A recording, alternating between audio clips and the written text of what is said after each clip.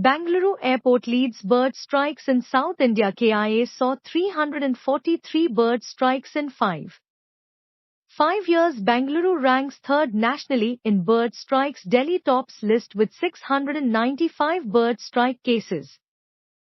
Mumbai follows with 405 bird strike cases. Bird strikes occur during takeoff or landing. They often damage aircraft engines or windshields. Bird strikes are a major flight safety concern. India saw 800 bird strikes since 2020. Bird strikes dipped in COVID years.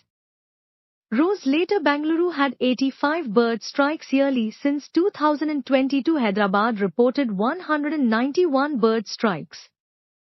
Chennai had 188 bird strike incidents. Thiruvananthapuram reported 109 bird strikes. No major accidents reported in Bengaluru yet. Experts blame rising activity near the airport. Surge in flights adds to bird strike risk. KI handled 41.88 million flyers in 2024-25.